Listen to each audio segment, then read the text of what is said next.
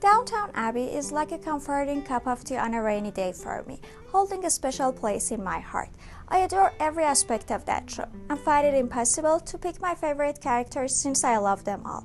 But beside the storyline, I find the mansion truly amazing. Welcome to my channel, this is Atefeh.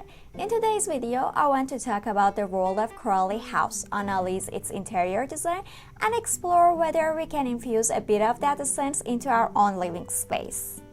Quick reminder, if you like this video, please hit like and subscribe button. This will help me a lot through my YouTube journey. Back to Downton Abbey. I classified the various parts of interior design of this house into different categories to make sure I didn't miss anything. First thing first, I want to discuss a bit of history. Just bear with me on this. I'll promise this video get more interesting. Number 1, a glimpse into the past. Downton Abbey whisks us away the early 20th century, known as the Edwardian-era. Picture it as the time following the Victorian age, gracefully entering the modern world. Think elegant flowing gowns, refined styles in fashion, and interior design. That's the essence of the Edwardian era, and Downton Abbey brings it to life for us. This show zooms in on the years of 1912 to 1926, giving us a front row seat to the evolving trends of this fascinating era. Number 2, architectural elements. In my videos, when I'm talking about different styles, I place particular emphasis on the foundation of the space. For example, achieving true Scandinavian interior design style is impossible without ample natural light. Similarly, in the case of the house in the Downton Abbey, it's the architectural elements that blend credibility to the narrative.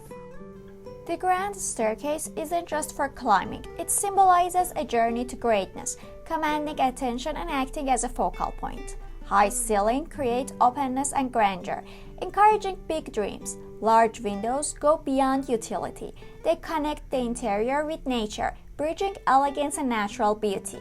Together, these architectural elements create a design language that gives everyone their own mini royal moment in that house. Number 3, room functionality. As we explore the different rooms, we notice a thoughtful approach to how each space is used. The fancy dining room with its large table illustrates their value for formal meals and social status.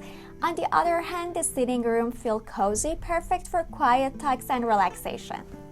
Besides that, I'm sure you have noticed how the interior design subtly reflects the social hierarchy of the time.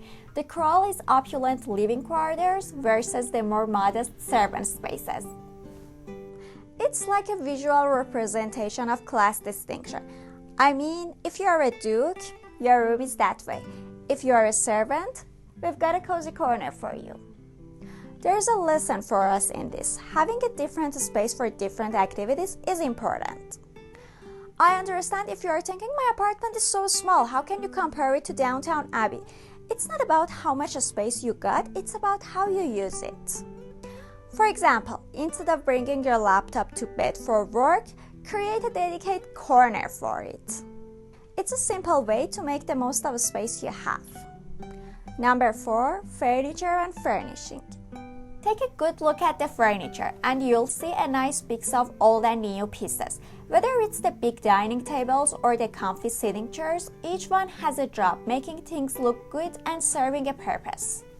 This mix of different styles creates a timeless look that people liked in the Edwardian times and still enjoy today. Another important lesson from that show for us is about furniture being useful. Before putting furniture in any space, think about how you will use it and what is this space for.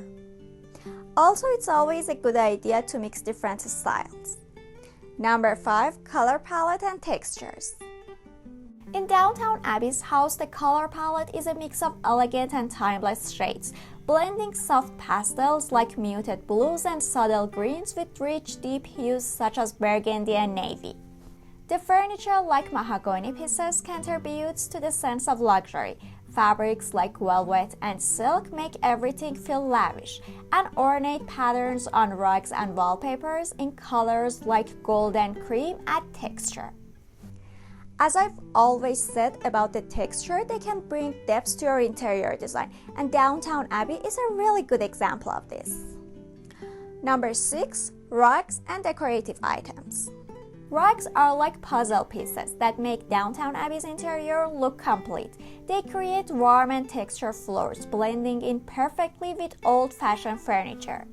Decorative items like paintings and artifacts not only hangs on the walls, but they also give a personal touch to the space. Seeing them lets us know it's Crawley's house. If you want to add a touch of Downton Abbey to your house, vintage rugs are a great place to start. Immediately you can see how they transform your space. Moreover, you can get inspired by the gallery walls and decorative items to learn how to tell your story in your own place. That's it for this video. As you see, the interior design of Downton Abbey is a masterclass in elegance. I want you to understand that even in small spaces, you can make things look fancy by choosing the right furniture, adding little touches inspired by the Edwardian-era to your decorations, and paying close attention to the details. It's about capturing the essence rather than replicating the scale. Thank you for watching. I can't wait to read your comment in the comment section.